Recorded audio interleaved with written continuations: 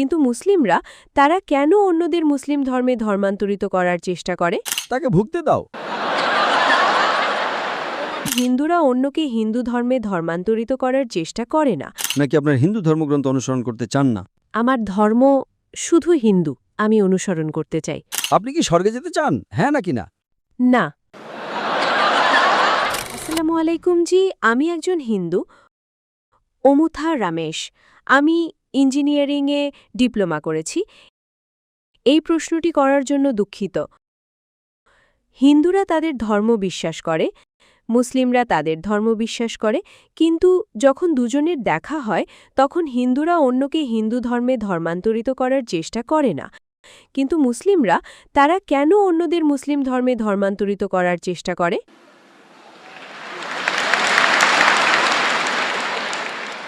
বোন, যদি আমি প্রশ্নটা ঠিকমতো বুঝে থাকি, যখন হিন্দুরা মুসলিমদের সাথে দেখা করে তখন তারা মুসলিমদের হিন্দু ধর্মে ধর্মান্তরিত করার চেষ্টা করে না, ঠিক? হ্যাঁ। কিন্তু মুসলিমরা যখন হিন্দুদের সাথে দেখা করে তখন তারা হিন্দুদের মুসলিম বানানোর চেষ্টা করে, ঠিক? ঠিক। বোন, এটা একটা উদাহরণ দেওয়ার মতো। একজন ছাত্র আছে যে স্কুলে যায়, হয়তো সে সপ্তম বা অষ্টম শ্রেণীতে পড়ে। আরেকজন ছাত্র আছে যে পোস্ট গ্র্যাজুয়েট কলেজে যায়, পোস্ট গ্র্যাজুয়েট কলেজে হয়তো মাস্টার্স করছে। এখন যখন তাদের দেখা হবে, স্কুলের ছাত্র কি পোস্ট গ্র্যাজুয়েট ছাত্রকে শেখানোর চেষ্টা করবে, নাকি পোস্ট গ্র্যাজুয়েট ছাত্র স্কুলের ছাত্রকে শেখাবে? বোন, বোন, জি। স্কুলে যাওয়া ছাত্র কি স্নাতকোত্তর ছাত্রকে শেখাবে, নাকি স্নাতকোত্তর ছাত্র স্কুলে যাওয়া ছাত্রকে শেখাবে? বোন, আমি একটা সাধারণ প্রশ্ন করেছি, কোনো কঠিন প্রশ্ন নয়। বোন, আপনি কি আমার প্রশ্ন বুঝতে পেরেছেন? হ্যাঁ হ্যাঁ। তাহলে স্কুলে যাওয়া একজন ছাত্র কি একজন সিনিয়র কলেজ, পোস্ট গ্র্যাজুয়েট কলেজে যাওয়া ছাত্রকে শেখাবে, না। নাকি পোস্ট গ্র্যাজুয়েট কলেজে যাওয়া একজন ছাত্র স্কুলে যাওয়া ছাত্রকে শেখাবে? পোস্ট গ্র্যাজুয়েট ছাত্রই শেখাবে। ঠিক। সুতরাং তুলনামূলকভাবে মুসলিম হিসেবে আমরা বিশ্বাস করি যে আমরা পোস্ট গ্র্যাজুয়েট। তাই যখন আমরা আমাদের ছোট ভাইদের সাথে দেখা করি যারা স্কুলে পড়ছে, তখন জ্ঞান শেয়ার করা আমাদের দায়িত্ব। আমরা স্বার্থপর হতে চাই না। আমি স্বার্থপর হতে চাই না। জানেন, যারা স্বার্থপর তারা ভাবে তার গ্র্যাজুয়েট না হয় ভালো, তাকে ভুগতে দাও। সে স্কুলেই থাকুক, সে যদি কলেজে পোস্ট গ্র্যাজুয়েটে আসে সে হয়তো আমার চাকরি কেড়ে নিতে পারে। ওসব হলো স্বার্থপর মানুষ। আমরা মাশাআল্লাহ, আমরা নিঃস্বার্থ। সত্যের বার্তা ছড়িয়ে দেওয়া আমাদের দায়িত্ব। তাই যখন আমরা কোনো অমুসলিম, সে হিন্দু হোক, খ্রিস্টান হোক বা বৌদ্ধ হোক, তাদের সাথে দেখা করি, আমরা বলি, আসুন যা আমাদের এবং আপনাদের মধ্যে এক, এবং আমরা তাদের শেখানোর চেষ্টা করি। আমরা তাদের ছোট করতে চাই না, আমরা তাদের শিক্ষিত করার চেষ্টা করি যাতে তারাও পোস্ট গ্র্যাজুয়েট হতে পারে। এবং আমরা দুজনেই ভালো চাকরি পাব। ভালো চাকরিটা হলো জান্নাতে যাওয়া। তাই আমরা শুধু একা জান্নাতে যেতে চাই না, আমরা আমাদের ভাই বোনদেরও জান্নাতে নিয়ে যেতে চাই। বোন, আপনি কি জান্নাতে যেতে চান? আপনি কি স্বর্গে যেতে চান? জান্নাত। আপনি কি স্বর্গে যেতে চান? না। আপনি কি স্বর্গে যেতে চান, হ্যাঁ নাকি না? I want to go to heaven only. স্বর্গ, হ্যাঁ, স্বর্গের আরেকটা নাম হলো জান্নাত। স্বর্গে যাওয়ার কিছু নিয়মকানুন আছে। আমি আমার আগের উত্তরে যেমনটা বলেছিলাম, হিন্দু ধর্মগ্রন্থ অনুযায়ী, কোরআন অনুযায়ী, বাইবেল অনুযায়ী আপনি যদি স্বর্গে যেতে চান তবে আপনাকে বিশ্বাস করতে হবে যে ঈশ্বর একজন। আপনাকে বিশ্বাস করতে হবে তার কোনো রূপ নেই, তার কোনো ছবি নেই, তার কোনো মূর্তি নেই। বোন, আপনি কি এক ঈশ্বরে বিশ্বাস করেন? হ্যাঁ, আমি শুধু হিন্দু বিশ্বাস করি। আপনি হিন্দু ঈশ্বরে বিশ্বাস করেন? আপনি কি বিশ্বাস করেন যে ঈশ্বরের মূর্তি আছে? না, ঈশ্বর মূর্তি নন। আপনি কি মূর্তি পূজায় বিশ্বাস করেন? মূর্তি পূজা, আমি এটাও বিশ্বাস করি। আপনি মূর্তি পূজায় বিশ্বাস করেন? হ্যাঁ।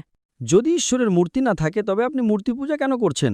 আপনি কি আপনার হিন্দু ধর্মগ্রন্থের বিরুদ্ধে যাচ্ছেন না? আপনার হিন্দু ধর্মগ্রন্থ বলে, In Svetasvatara Upanishad, chapter 4, verse number 19, and Yajurved, chapter 32, verse number 3, Na tasya pratima asti. সেই ঈশ্বরের কোনো রূপ নেই, কোনো ছবি নেই, কোনো চিত্রকর্ম নেই, কোনো ভাস্কর্য নেই, কোনো মূর্তি নেই। তো আপনি কি আপনার হিন্দু ধর্মগ্রন্থ অনুসরণ করতে চান, নাকি আপনার হিন্দু ধর্মগ্রন্থ অনুসরণ করতে চান না? না, আমি শুধু আমার সংস্কৃতি অনুসরণ করতে চাই, শুধু হিন্দু। সংস্কৃতি আপনার ধর্ম নয়, আমার ধর্ম শুধু হিন্দু, আমি অনুসরণ করতে চাই। কিন্তু আপনার হিন্দু ধর্ম বেদের উপর ভিত্তি করা। আপনি কি বেদ পড়েছেন বোন? না, বেদ পড়া কি আপনার দায়িত্ব নয়? আপনি কখন পড়বেন? আগামীকাল? আজ রাত? আমি জানি না, আমি চেষ্টা করব। আমি আপনাকে অনুরোধ করছি বোন, আজ রাতেই বেদ পড়ুন। না, কিন্তু না, কিন্তু কেন আপনি পড়তে পারবেন না? আপনি রাতেও পড়তে পারেন বোন, কোনো সমস্যা নেই। বেদ এবং কোরআন আপনি দিনে পড়তে পারেন, রাতেও পড়তে পারেন, কোনো সমস্যা নেই। বোন, আমার আপনাকে অনুরোধ, বাড়ি যান, ইন্টারনেটে যান, আমার দেওয়া রেফারেন্সগুলো টাইপ করুন। যজুর্বেদ অধ্যায় 32 শ্লোক নম্বর 3, শ্বেতাশ্বেতের উপনিষদ অধ্যায় 4 শ্লোক নম্বর 19। আপনি জানেন কিষানগঞ্জে আমি একটা বক্তৃতা দিয়েছিলাম, কিষানগঞ্জে মাত্র 2 সপ্তাহ আগে। আর এটা 3 দিনের প্রোগ্রাম ছিল। প্রথম দিন শুধু বক্তৃতা, দ্বিতীয় দিন শুধু উন্মুক্ত প্রশ্নোত্তর পর্ব, তৃতীয় দিন বক্তৃতা ও প্রশ্নোত্তর পর্ব। দ্বিতীয় দিন, আর ভারতে আমাদের সুপ্রিম কোর্টের নিয়ম অনুযায়ী সময়সীমা রাত 10টা পর্যন্ত। কিন্তু যখন 10টা বেজে গেল, একজন বুদ্ধিজীবী হিন্দু এলেন এবং বললেন, জানেন ডক্টর জাকির, আপনি কি করার চেষ্টা করছেন? আপনি সাম্প্রদায়িক সম্প্রীতির কথা বলছেন, কিন্তু আপনি ধর্মান্তরিত করছেন, আর ব্লা ব্লা ব্লা ব্লা ব্লা। আমি বিশ্বাস করি, আমি শুধু ভগবদ্গীতায় বিশ্বাস করি, আমি বেদে বিশ্বাস করি না। আমি তাকে উত্তর দিতে চেয়েছিলাম, কিন্তু সময় শেষ হয়ে গেছিল। তাই আমি তাকে বললাম, যখন আপনি আগামীকাল আসবেন, ইনশাআল্লাহ আমি আপনাকে প্রথম সুযোগ দেব। দেখুন, পরের দিন যখন আমি তাকে প্রশ্ন করার প্রথম সুযোগ দিলাম, He said, full night, I did research. তিনি বললেন, সারা রাত আমি গবেষণা করেছি, আমি হিন্দু ধর্মের পণ্ডিতদের ফোন করেছিলাম, আর আমি অবাক হয়েছিলাম যে তারা বলল আপনি যা বলেছেন তার শতভাগ ঠিক ছিল।